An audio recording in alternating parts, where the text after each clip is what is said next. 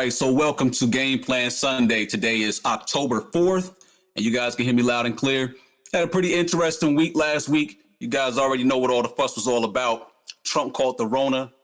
We had a debate, which we were actually anticipating. I was actually manning the debate here on the website, right in our chat room. If you guys can catch the little chat button that we got in here. If you look down here, once you log into the website, you can get access to the chat room. It follows you around the website.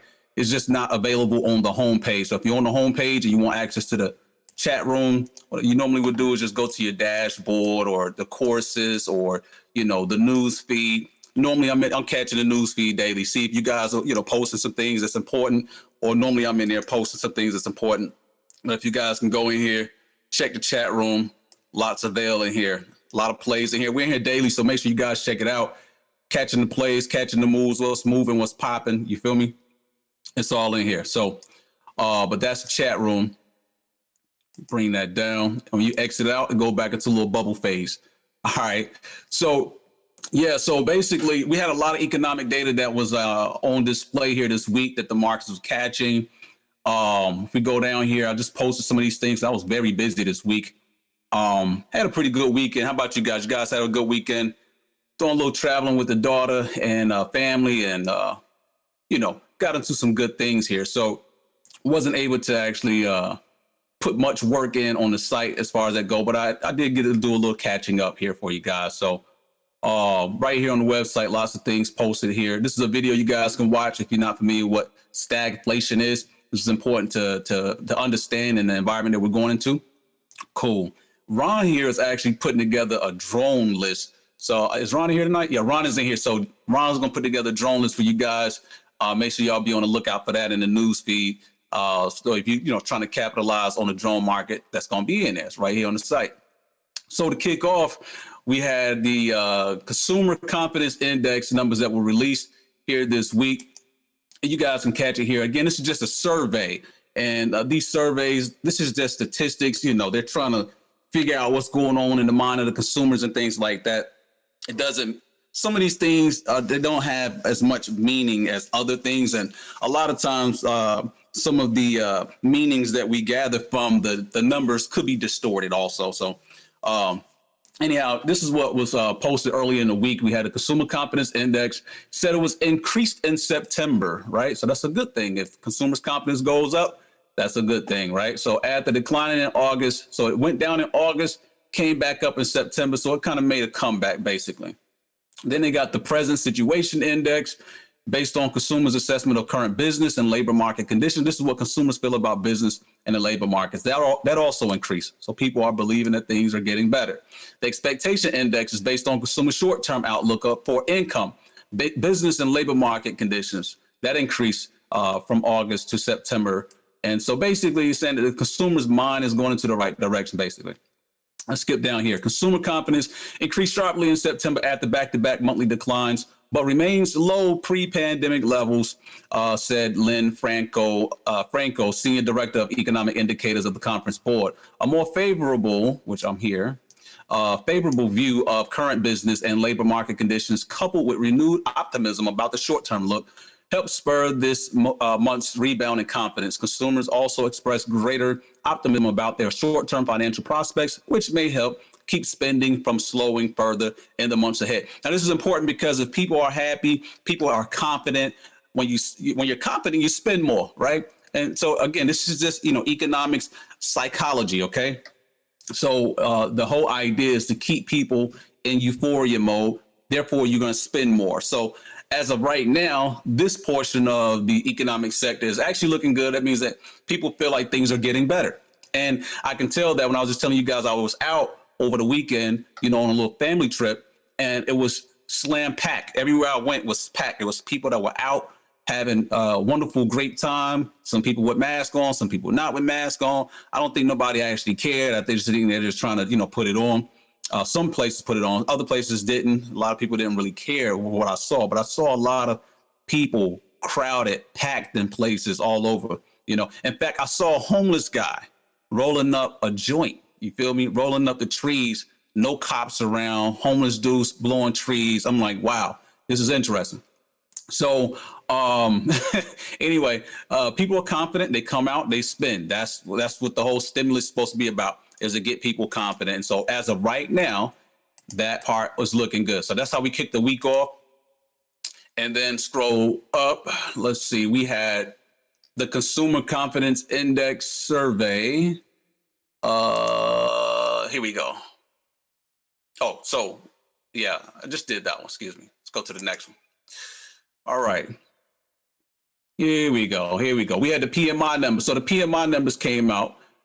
PMI registered at 55.4%, down a couple of points here. Just remember 50% is the benchmark. So anything above 50 represents, expansion. Anything under 50 represents contraction, means that the economy is slowing. This is the manufacturing section of the economy, basically production, right? And so we take a look at this. This is one of the indicators we were looking at last year when I wrote an article about the recession to come.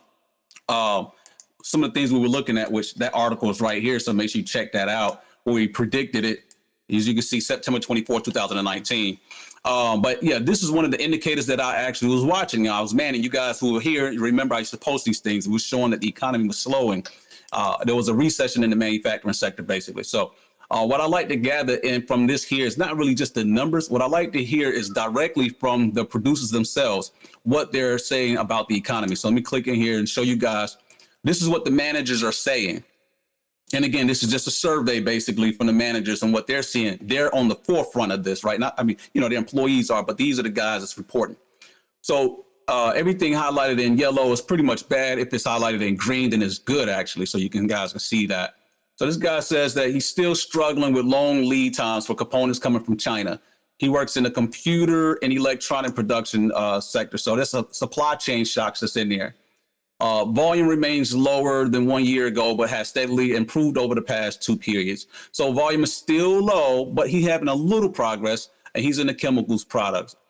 Business is booming. This guy right here says business is booming, and the supply chain has been caught off guard. Again, another supply chain shock here, but business is booming. We are working closely with our suppliers to ensure supply and try to control costs. The resin industry, along with plastics, is driving cost increases and scarce availability. He works in the transportation and equipment sector. I say he, could be a he or she. Hopefully no one's offended, but you get the idea. It's just personifying, this here. Our business has not begun to recover. This is in the petroleum and coal products. Somebody was asking about the oil industry this past week. They should be in here because this is class right here. This is free class. You can learn. Again, business has not begun to recover. Overall, business conditions are improving, but not at the rates that we saw them decline. This is fabricated metal products. So the rate that they decline, which is really, really fast, they are starting to see things come back, but not as fast as they drop. So kind of like a wash, if you will. Our customer order intake is increasing significantly for deliveries in the first half of 2021. Outlook is generally positive. Machinery. So things are looking good in the machinery sector. Retail sales remain strong. Food services is still down about 15% year over year. All of our factories are still struggling with manning shifts due to positive COVID-19 cases and or quarantine because employees came in contact with someone who contracted the virus. This is in the food, beverage, and tobacco products. And if they're talking in terms of food, some of the restaurants still haven't opened up. Some of the places I was when I was visiting, some places actually did not open up. But the places that were open up, I saw business booming actually. Because people want to get back out again, but there are lots of, people lost their jobs, can't get them back because some businesses haven't came back yet. All right, demand remains high, strong finish to 2020 projected with an even stronger 2021 fiscal year. So they're already forecasting into 2021. This guy's in the paper products. The prices have increased in certain categories, but no major increases of our own have been implemented yet. So sound like they may be increasing their prices on their things. They're saying prices have increased, but they basically have not passed the cost on to consumers yet. But more than likely, they will pass those costs on to consumers. So you're going to see inflation. So remember, prices going up is inflationary. We are seeing an uptick in reshoring opportunities in the third quarter across various industries and products. He's in the electrical equipment, appliances, and components sector. Oh, excuse me. This guy's in the electrical equipment, appliances, and components. The guy that's in the paper products is here. He says, we are seeing a marked increase in international demand in fourth quarter compared to second quarter and third quarter. Still not at historical levels, however, a positive outlook. man. So these guys in the paper products, you guys know I homeschool my baby. So, if anybody's homeschooling, I think a lot of people are pretty much homeschooling now more than ever. And I have to print out a lot of paperwork. Okay, so I would expect some booms coming in here. And then I got a guy that's in commerce, e-commerce, and he was telling me this was probably maybe a month or 2 months ago, I guess for the school, getting ready for the school season, where they were having shortages in printers because a lot of people coming from home or are starting to work from home now, and then schooling from home, you're having to print out a lot more than otherwise you would. So then you can start to see spikes in like that. And he was saying it was a shortage of printers basically, so they couldn't get their hands on them. They sold out. And I thought that was interesting. I mean, I already had my printer for years. So, but anyway, that's the interesting look. Raw material shortages, especially of hardwood logs, are starting to impact overall supply. Domestic market demand is fragmented, but remains sound. Export demand, especially to China, is robust. All right, so exporting sounding good. Business has continued to be strong with September following August. October is also shaping up to be a good sales month as well. This is plastic and rubber products. So again, this is the PMI number. I like to capture the survey to get a feel for what's happening on the front line, from the managers of the front line itself. As you guys can see, when I capture this part here, just tell you the direction. It's saying that it's growing. The rate of change also is a good capture as well. So if it's growing faster, then you don't have to worry about anything reversing. But when there's growing and then it starts to slow, then you have to start thinking about possible reversals. And, again, it's growing, but the rate of change is starting to slow. All right.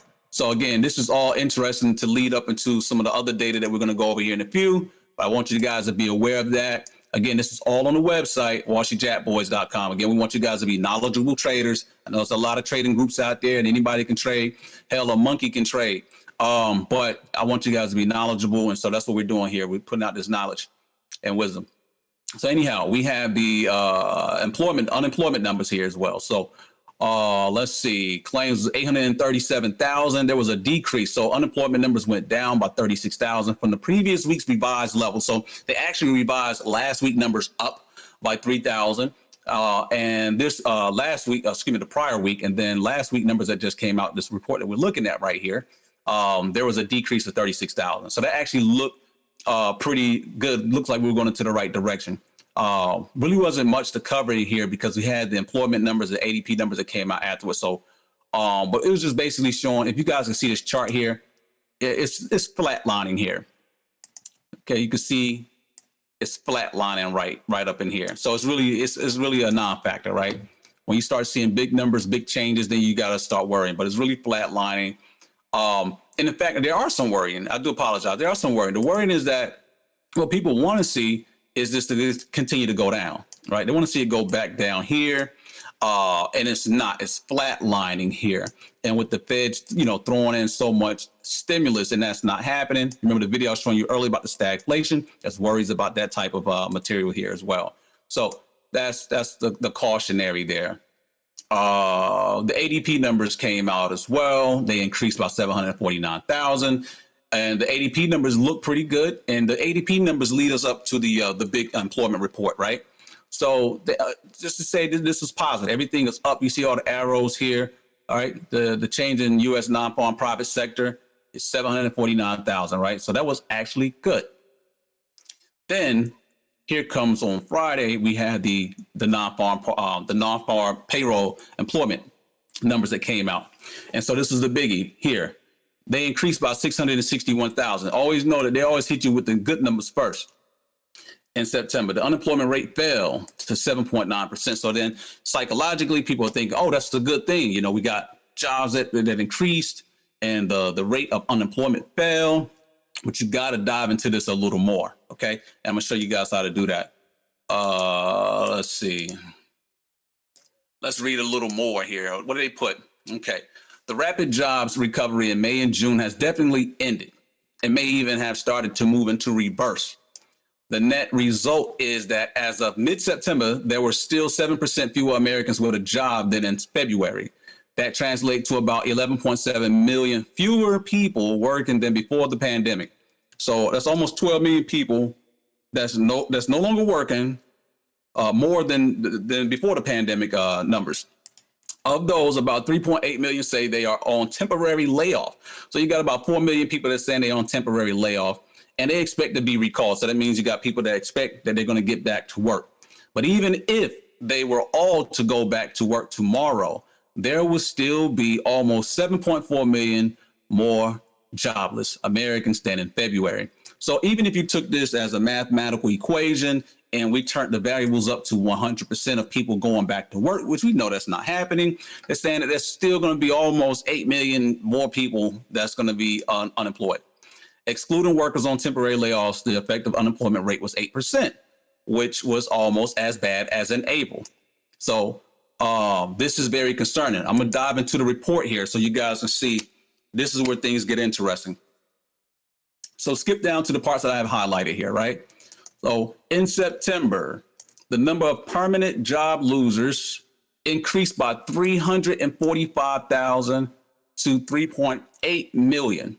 This measure has risen by 2.5 million since February. The number of unemployed job leavers rose by 212,000 to 801,000 in September. Okay. And in September, let's see. Actually, let's go back. Let's see. It's a lot. I know you guys don't want to read through this, but I'm going to show you something that's important. All right. Race decline in September. Okay, so they break it down into race categories and stuff like that, right? Okay, down from the September. Let's continue to go. All right. The labor force participation rate decreased by 0.3 percentage, 2 percentage points lower than in February. So this is people that's actually participating, people that's actually looking for work. And they're saying that people that's looking for work, people are giving up, basically looking for work. We're starting to see an uptick in people giving up, looking for work. All right. And then we get here down to the number of involuntary part-time workers is 2 million higher than in February. Involuntary means that they would have preferred, and it explains it to you here, they prefer full-time employment, but they were working part-time because their hours have been reduced or they are unable to find full-time jobs. So you have, 2 million more than in February that's actually working in that kind of status. So they're doing part-time work. They wish they can work full-time, but the opportunities are not available for them. So they're having to, and they're pretty much forced to try to find multiple part-time jobs, right? So which increases the job numbers. You got one person that takes up 1 or 2 part-time jobs that adds this, 2 jobs in the system, but really it's one person that's given 2 jobs. So that's also distorting the numbers when we look at the numbers. The number of persons not in the labor force who currently want a job at 7.2 million changed little in September. These individuals was not counted as unemployed because they were not actively looking for work during the last 4 weeks or were unavailable to take a job. Understand, if you're no longer actively looking for work, then you're not even considered in the numbers. They're saying it's like 7.2 million people, okay? You get into the number of discouraged workers, things are not looking bad. And remember, the feds, they don't like having issues here because this is the ingredients for revolutions. People overthrow the government, so they're trying everything they can to try to get these jobs popping. And I don't know why I didn't have it highlighted in here. I thought I had it highlighted in here. But the problem with this unemployment numbers here, okay, it wasn't the temporary jobs. It was actually the permanent jobs, okay? So there's an uptick in permanent jobs, actually. Let's see. Here we go. I got a little snippet right here. You guys can see that. All right, here we go. You can see the uptick in these permanent job layoffs. It means that, the jobs that were lost is never coming back. In this report, that was really worrisome for the markets. So the markets is looking at it and, again, you had Trump that came back with the Rona, and then you had this report that came back that was saying that these jobs, they're never coming back. It was more, it was an uptick. It was like over 300 million, I want to say. It was a lot. Here we go. All right. So then I also captured this right here from The Economist. The V-shaped recovery chatter is over. And that's what was gathered from this report. This is what the economists are saying after seeing that report. So they said, this guy here says the lack of additional fiscal support is a real concern. The low-hanging fruit has been picked and the job market recovery will slow further going forward. He said a surge in coronavirus cases in the late 2020 could lead to further business closures and inability to pass additional fiscal stimulus including aid to households, small and mid-sized businesses, and state and local governments is another downside risk. Mark Zandi, who's a chief economist of Moody's Analytics, said the report is just proof positive that this is no V-shaped recovery. It's going to be a slog. The economy risks stalling out without any additional fiscal support. And then you guys can take a look at this chart here, climbing out. These are the jobs that's being created. Again, we're talking about them creating these jobs. This is the bounce. This is where we were before. We lost all those jobs. So all the jobs created here is just trying to get back square to one, but we have not squared back to one. This is square to one. We haven't squared back to one.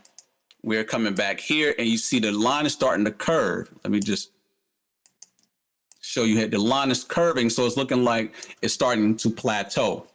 So this is all interesting, boiling up into the weeks coming up ahead, although we do have the election and everything coming up, which is going to bring a lot of volatility. But the issue is that there's no stimulus yet, okay? And they are dependent, the markets are dependent on a stimulus, and it doesn't look like there's going to be a stimulus. And it's for political reasons, right? The Democrats, they definitely want to hurt Trump's chances of being reelected. And so they're going to make some demands, and, you know, they're going to try to, you know, force the Republicans to give into some demands that they don't want. The Republicans, they are not going to do that. So you got this gridlock that's happening. And it's basically looking like there's no progress. And then, you know, they may try to do something after the election. In fact, I think I heard Trump say it. And was it the debate? I can't remember. He was saying that they think it's going to hurt him, but he didn't think it mattered. But anyway, it's all been, you know, politicized. But meantime, what they're saying is that the job market itself is getting crushed. That means that the people are going to actually suffer. So people looking for jobs, you know, like he said, the low hanging fruit has been picked, and the job market recovery will slow further going forward. So it's harder for people to get into jobs because it's a lot more competition that's out there for whatever is available. It's definitely put a lot of pressure on the markets.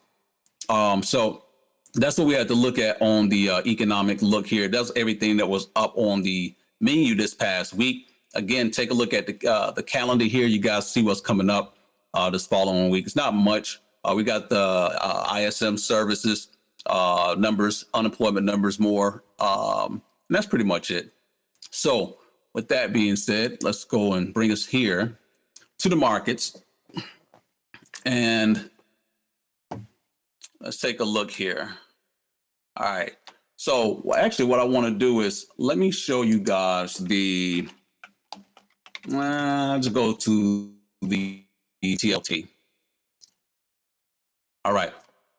So I thought this was interesting, just taking a look here at TLT, which is the bonds market. Okay. Bonds are in a very, very interesting situation.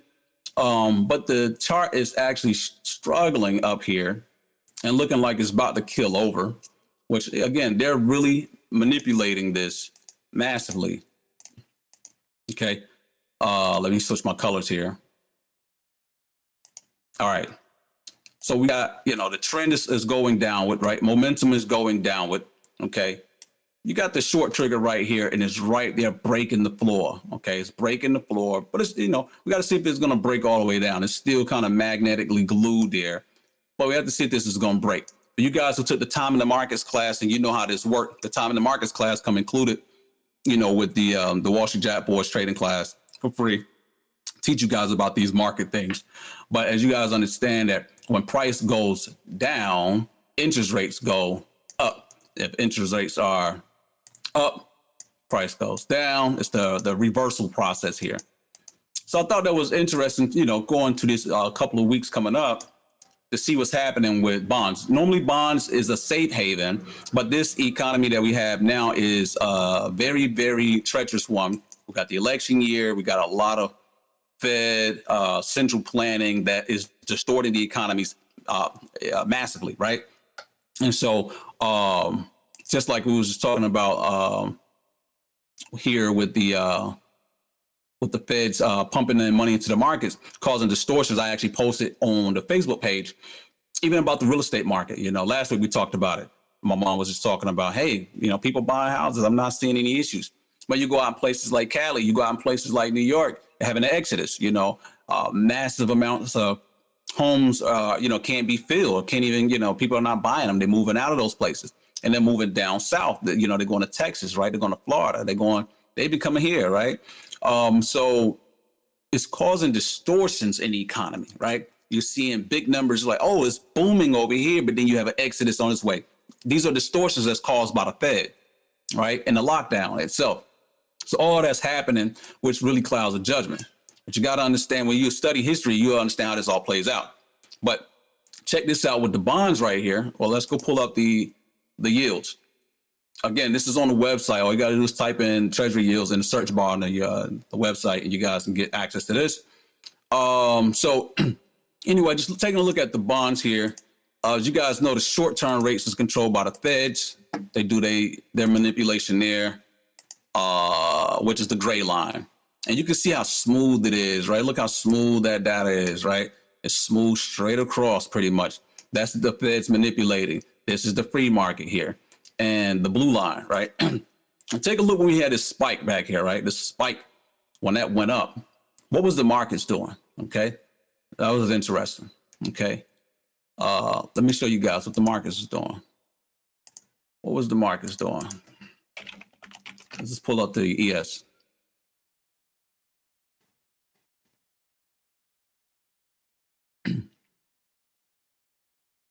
All right, so that was back here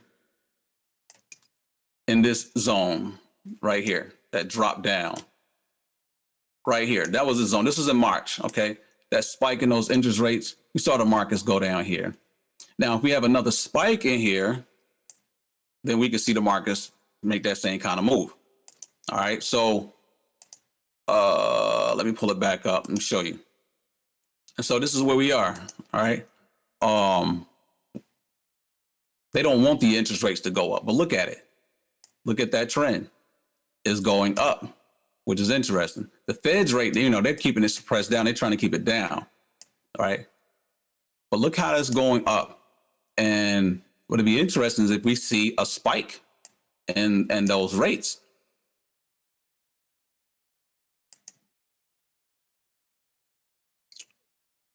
Give me a second here. There we go. All right. Screen kind of froze there. You guys can still hear me? All right. So yeah. So if we get a spike in the bonds, then that would be really, really interesting. Okay. Because remember, if the interest rates go up, prices go down. All right. So let's drop that down. And, you know, that will fit the narrative of the bonds going down, right?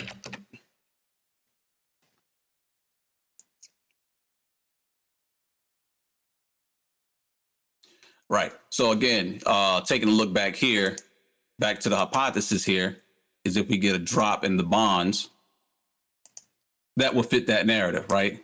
If we get that, you know, increase in the rates, and this will go down, all right? But remember, the Feds are just trying to keep this thing suppressed. But remember, this gets out of line. The Feds, you know, they go in there. You see, we get these crazy spikes in there. So lots of manipulation in there. All right. And let's actually go to the real estate. Let's see, real estate market.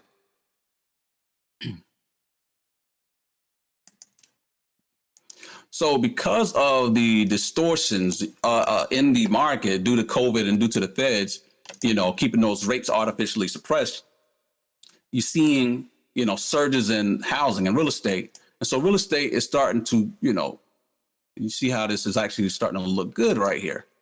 Now, again, I believe this is all short term just because of the credit ratings of America itself and the citizens. Is, you know, it's crazy. It's so manipulated, but it's really terrible. The debt levels are out of this world. They're higher than back in 2008, the housing crisis. But they're trying to do everything they can to keep this thing going. So anyway, I think short term, we may see this play out up into about that zone. We got the squeeze that's in here. We see momentum shifting. We got the trends that's going up. All the stars are in alignment, right? We got the floor that's underneath us. This is actually the risk here. But we got a buy trigger that's right up in here. And so this right here is a potential move that you guys can take a look at. But I do think that's an interesting setup. You know, it's pretty much clear as day. Okay. Also, in the reports that we had this week,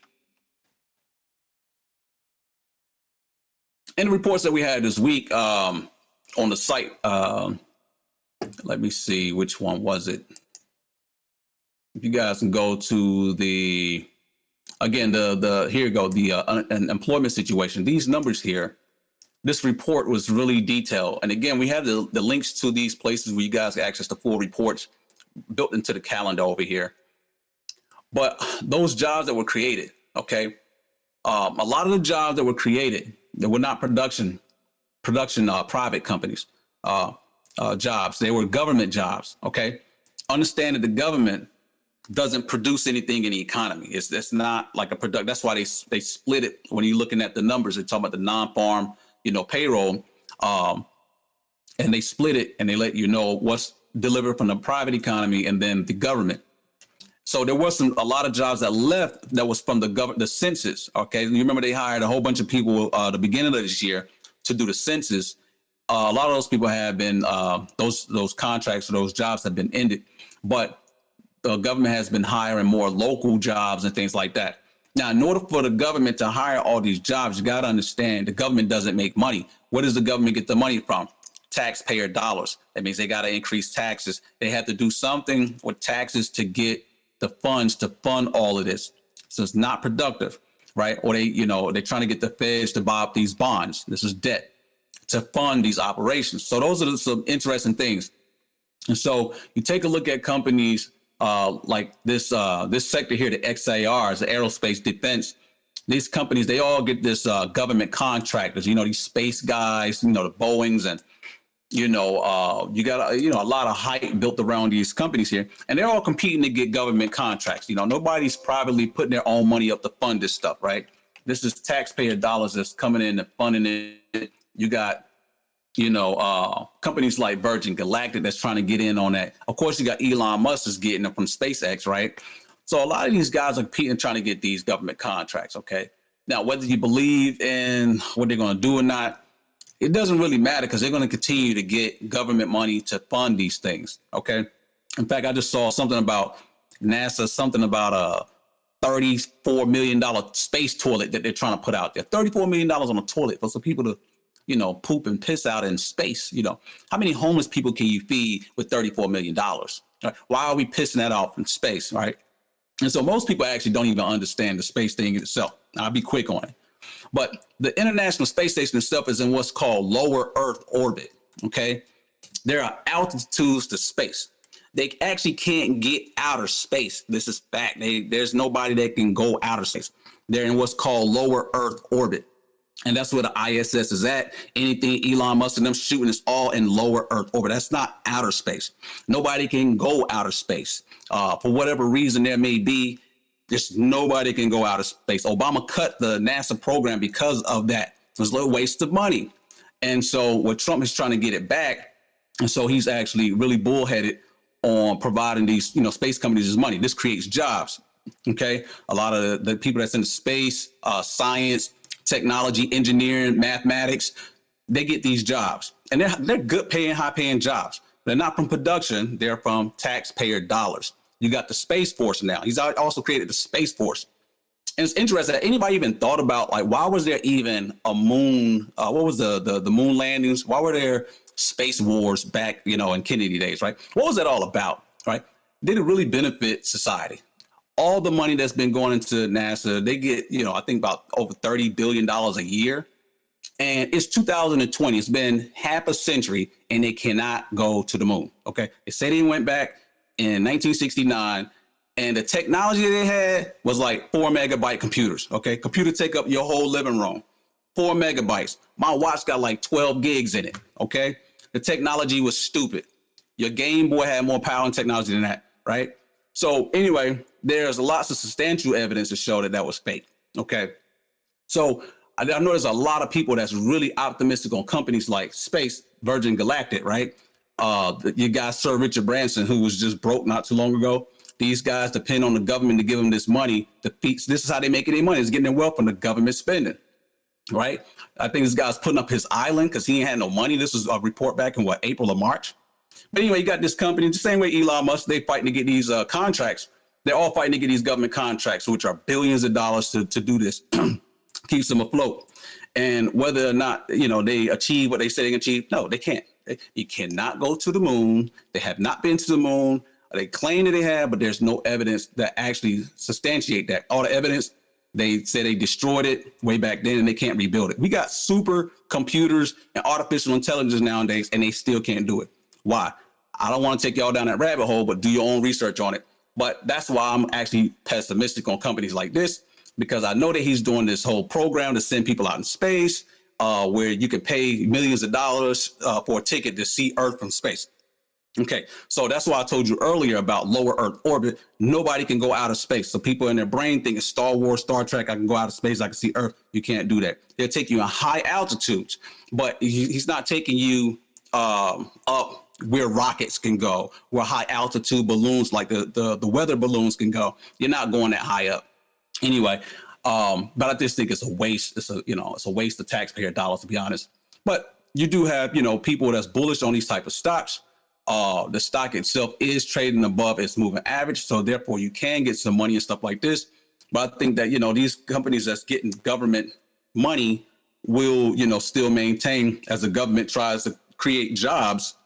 They do government spending to create jobs, to try to get jobs created in the system. Like back in the day when the Federal Reserve was created, again, when they figured out this whole hypothesis about stopping revolutions by keeping people work, they actually created the jobs to build the Federal Reserve buildings, right? And that created jobs, temporarily, of course, but it created jobs. And so that's what they're trying to figure out how to create jobs. I think a lot of those jobs are created, like we just saw, are in the government space, not in the private sector. And the private sector is not producing anything. You have a botched economy. All right. So that's basically what I want to get to on that. So just keep that in mind. Right. But there's still money to be made here in the market. So don't, again, don't forget, get you some short-term money for now. But these are not long-term plays. Other than that, I know I'm a little long on time. So I'll take a look at a couple of situations from you guys.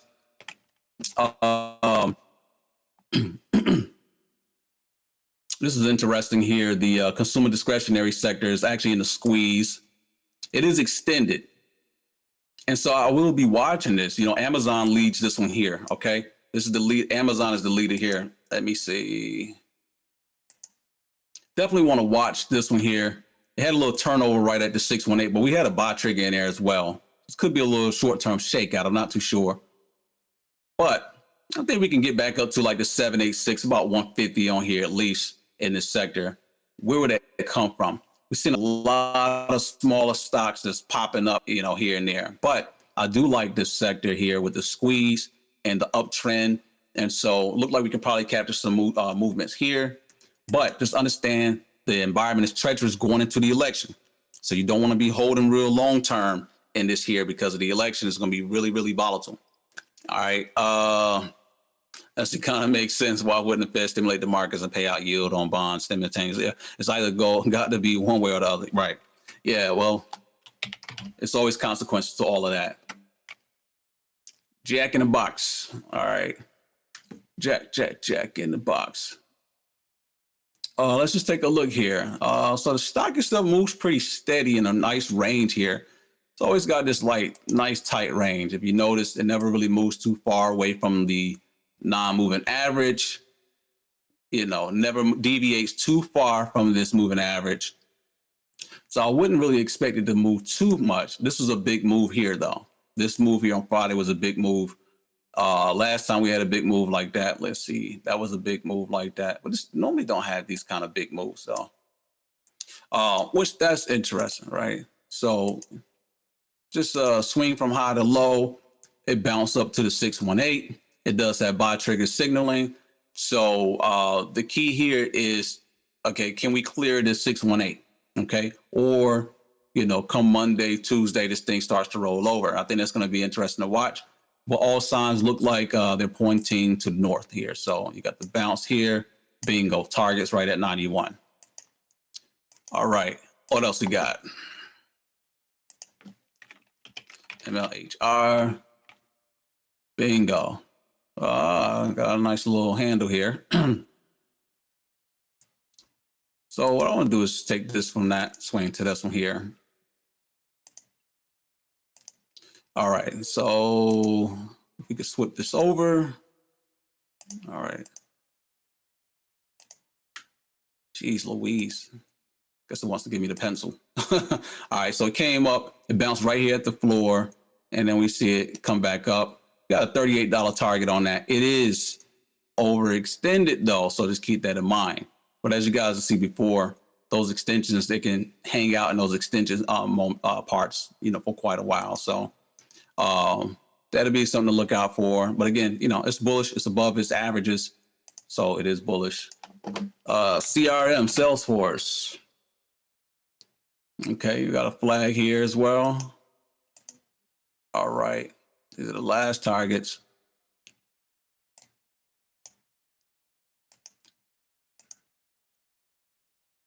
All right, so just taking a look at the chart here, nothing else on it. We got a buy trigger in here. We have the 9-moving average and the 20-moving average is crossing.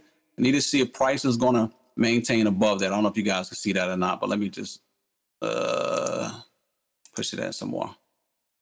All right, so that's what we're looking at. Price right here sitting on a 9. Can we stay above that or do we break under it? We'll find out on Monday, which is tomorrow. If it breaks under, set up, call it off.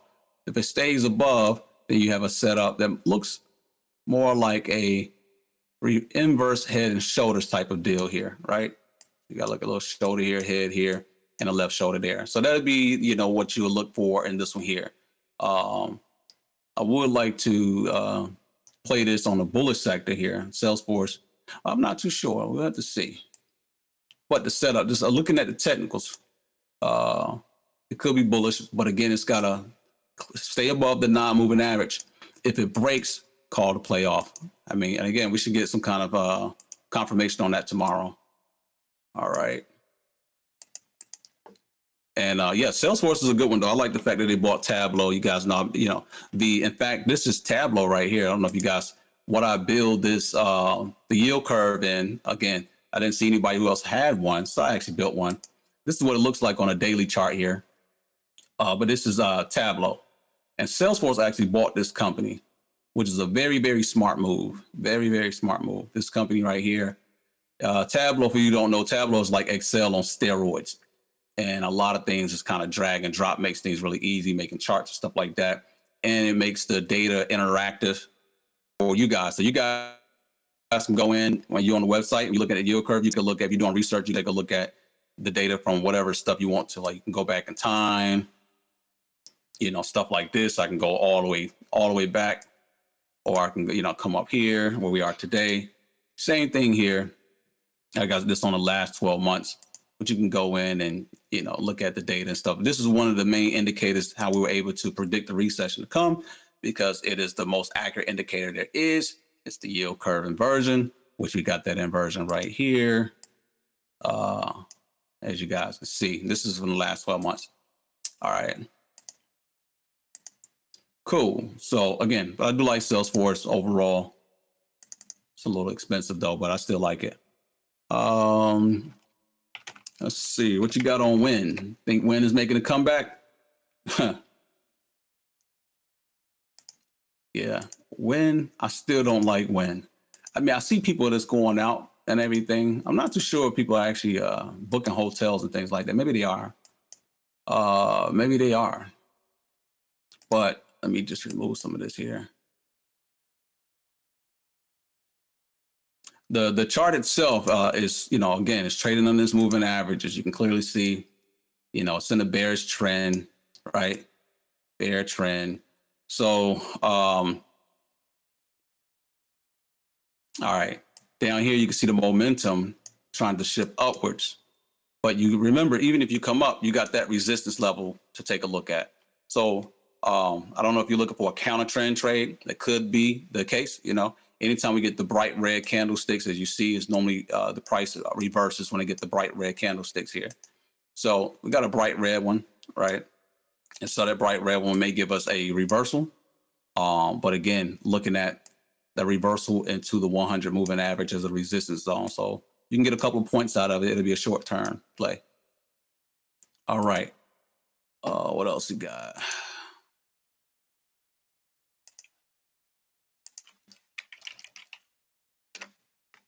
Okay.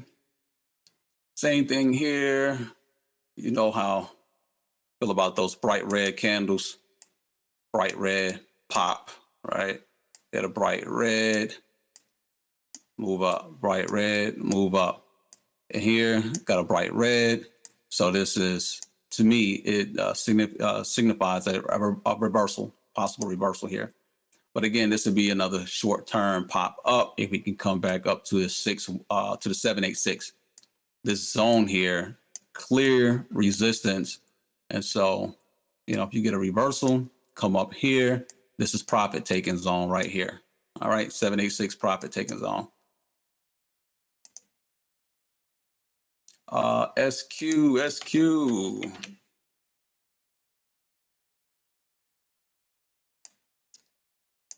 Okay. Stock is bullish square. And this is one of those coronavirus beneficial stocks, you know, with digital payments and everything here. Just taking a look, that 50 served as a key floor, the 50 moving average. You can see it clear as day, nice bounces in here. And as it came down and started to reverse up, we had a buy trigger right here coming up. And the target, remember, this is in an overbought territory. The target should be up here to about the 180, right? That's where it's trying to go, to the 180. But it just hit its high on Friday. Price could be coming down. I think that we may be a little too late to get into this move. Just taking a look here. We pull this up. We're already in the overbought territory. I'm a little more cautious once we get into the overbought territory. Although you can get some free play in the overbought territory, but just understand that that's where we are. So I wouldn't expect a big move. It could be a slow grinder up into here if we get to that zone. I think that's a possibility, but it'd probably be, you may want to throw credit spreads on there. And who else you got? What is a GLDLF? Okay, gold mining. Huh? Haven't heard of this one. What's a gold stock? It's a penny stock at that. Again, penny stocks are a little more volatile.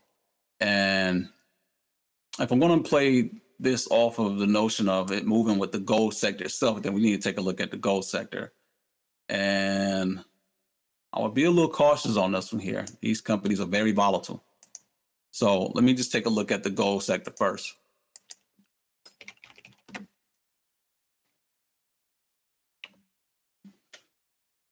All right, so gold has been coming down at at buy points here. So I think that we're in some good buy zones here, but I'm not too sure that gold is finished and that it's ready to reverse.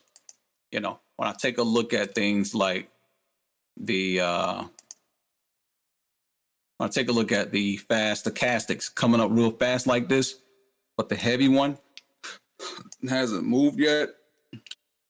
By the time it starts to turn around, we normally get another downturn in between time with the momentum. So I'm not too sure if it's finished. If we're just taking a look at it here, right? It's still, I think, it's still got some squeeze motion in there. Again, we got our floor right here. But there's a possible chance that we can reverse and come back down a little more. Now, if we actually can break out above this 20 moving average, okay? So again, price is under the 50 moving average, also under the 20 moving average. It is above the 9, but we need to get a break out above, okay? So it's got to break this trend for me to actually be looking to add more to that position, okay? Now, what could possibly happen here, again, just looking at the 20 moving average, it's right up against that. If it gets rejected here, then we can come back down to, the 100 moving average, possibly form a double bottom, and then come up to make, the gain higher. It's a little tricky right now. it should be much higher, with the risk coming into the markets with crazy stuff like Trump getting Rona and stuff like that. Normally people get scared, start buying into gold. We actually didn't see that happening, which is a little weird. But maybe they, think that Trump is going to beat the Rona. Trump is actually painting it like he's going to beat it. So the markets are they were down on Friday because Trump caught the Rona. Markets are up right now. Trump dropped the video earlier today saying, hey, he's good. He's still working. He's trying to get back on the campaign trail pretty soon.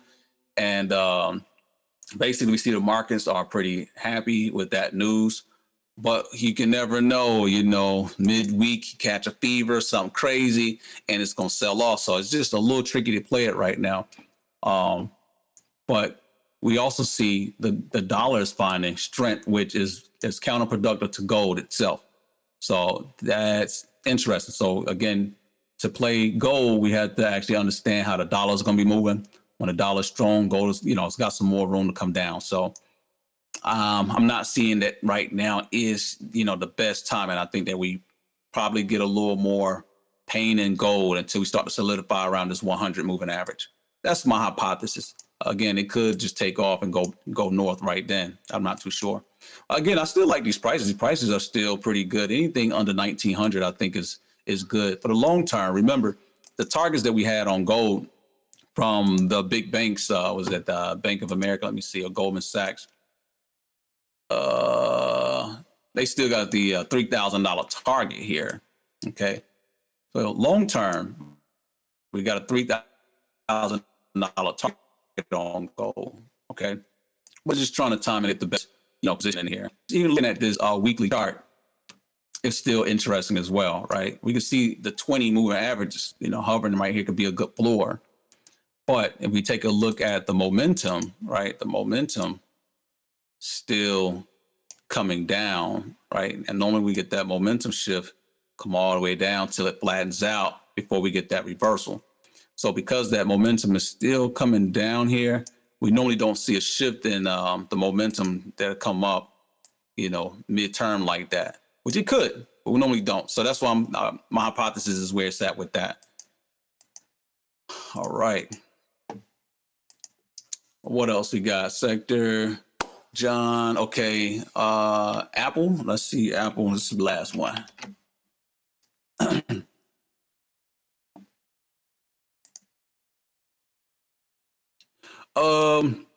Apple, again, I think we talked about this one as well. It was interesting because it looked like it wanted to do an inverse head and shoulder. But we take a look at the momentum. It's looking like it's starting to come back down. So Apple is still in another tricky situation for me. Very similar to gold. If you take a look at it, price is underneath the 9 moving average right now, right? It had a pop up above and then it's come falling right back down. So Apple is chopping people up right now. It's chopping people up. Ideally, what you want to see, and I think we talked about this last game plan Sunday, was if this thing can do an inverse head and shoulders.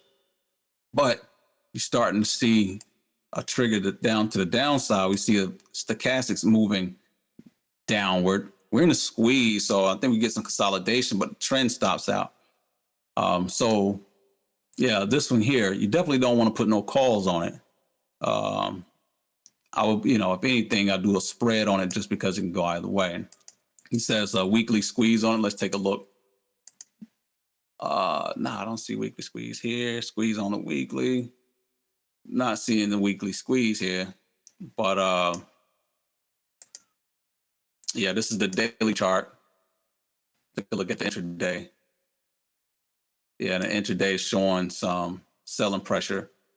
So, yeah. Let's see how Apple play. I don't see any setups in Apple in particular. Normally, if it takes that long for me to think about it, there's no setup. So, all right, cool. Oh, you said you watching the utilities. Okay. So I saw the utilities. I think the utilities maybe, again, counter to the bonds. Okay. Safety, I think utilities is a good place to watch because the bonds is normally safety, but if they don't play the bonds, then they may play utilities for safety. And utilities is in an interesting position. It's in a squeeze. It's up against this 200 moving average, which is, key resistance here. But we got a buy trigger right up in here. And for me, I would like to see it clear before we play it to the long side. And I think, bonds really don't move that much. We could possibly get up to the 786 if we can clear this 200 moving average. Again, we got the squeeze. I think this is the one that Ron was talking about, the squeeze. Trend is going up, stochastic is moving up. But this would be a more safety play. Utilities is like a proxy for bonds, okay? And with the bonds looking the way they are, I don't think anybody, there's no yield to get in on bonds right now. So investors are probably better off playing utilities versus the bonds themselves. All right. Cool. So with that being said, I want to thank you guys for joining us tonight. Make sure you guys log into the website daily, check out what's going on, hop in the chat room, say hello to your compadres, you feel me? Also, make sure that, support the website, invite your friends over to the site to join. I know I've been busy, so I haven't been able to plug as much as I wanted to in here, but just understand that you can invite your friends, your people right from the website. When you log in, go to your profile. I'll show you this real quick and we'll bring it to a close, but all you got to do is go to your profile and then you just drop in their email and you can invite them to the website. It's right here. Email invites. Okay. All you got to do is just go there and drop in their email right there. And the website will populate an email to send to them. And if they're interested, then they'll actually join. So this is the send invites tool right here on the website. So make sure you guys utilize that. Help us grow the Wall Street Jackboyz, okay? I'm only one man. I'm one man, and I'm trying to be human at the same time. So go Lakers, okay? I feel you, John. Right. You got to go to a Lakers game out there, man. All right, cool. All right, so you guys enjoy the rest of your weekend. We'll catch up in the markets this week. Peace.